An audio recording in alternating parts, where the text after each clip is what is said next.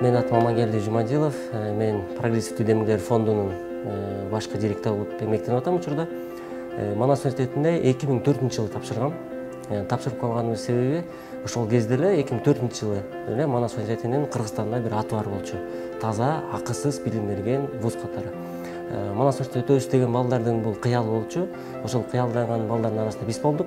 Анан экинчиден Манас университетинин эң бир өзгөчөлүгү эң алгач экзамен алат. Бардык бүтүрүүчүлөрдөн биринчи экзамен алып алышып, анан күчтүүлөр тандап кетишет деген ушундай нерсеси бар да, башка университеттерге айтышат. Эң биринчи ошо биз келгенде ошо катайым ишке тапшыргандан кийин ошо Манас университетине тапшырдык, өтүп кеттик. Анан башка университеттерге барган жокпуз. Ушул жака болду деп. Анан тандап атканда дагы ошол атайын бөлүмдөр тандачубыз. Биринчи ошол тизменин биринчисин жасап атканда эле экономика жана башкаруу факультетин тандадык. Себеби бул биздин кичинекейден бери кыялданган өзүбүздүн кыялдарыбыз болчу. Анан кийин Манас университетин бүткөндөн кийин 2009-жылы бүтүрүп Турцияга тапшырып өттүк элек, бирок тилекке каршы аяка барып окуган жокпуз. Бирок кайра улантууну, магистрди улантууну чечтик. 2011-жылы магистратураны бүттүк.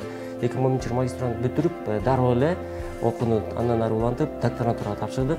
Учурда докторантурада докторлук минимумду тапшырып, азыр доктордук диссертацияга защита кылсакпы деген кадамда турабыз.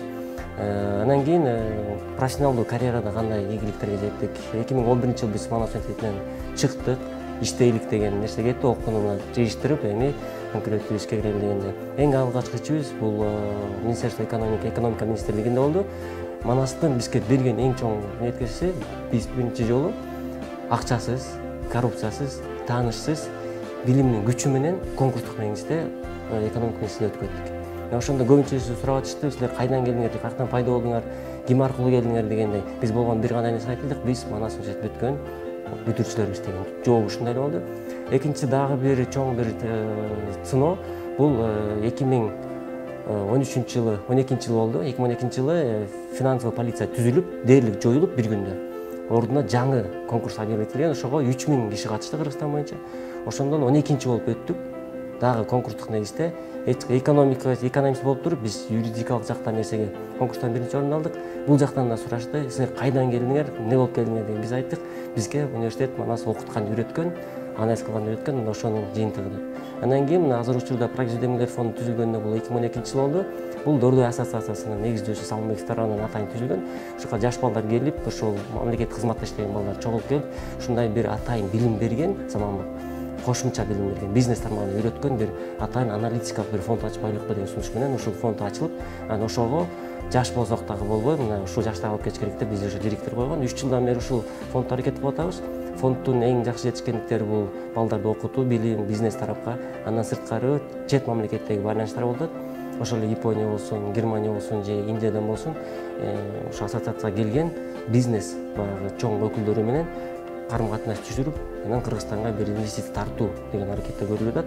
Кыскача айтканда мына ушундай. Анан Манас университетин тууралуу мен эмнени берди дегенде мен жана айтып кеттим, бирок негизи токотер жерин айтканда бир 3 нерсеге көңүл бурайт болот.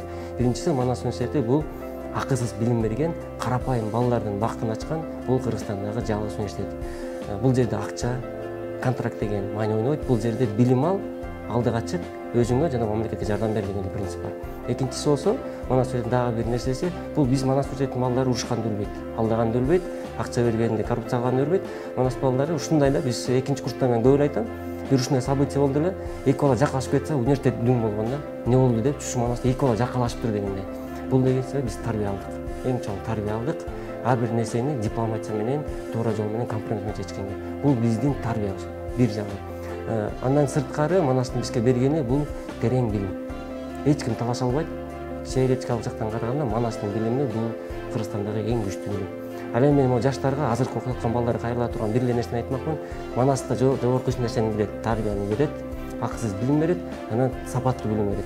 Манас университетинин студенттери, азыр экономика жана башкаруу окуткан балдар, мен бир эле нерсени суранам. Силердин калганы, силер университетти бүткүчө англис тилин, түрк тилин, орус тилин, кыргыз тилин эң жогорку деңгээлде билип чыгыш керек. Себеби калганын баардыгын Манас берет, түрк тилинде берет, кыргыз тилинде берет, англис тилинде берет. Эгер ушуларды колдоно албай калсак, анда менин оюмча бул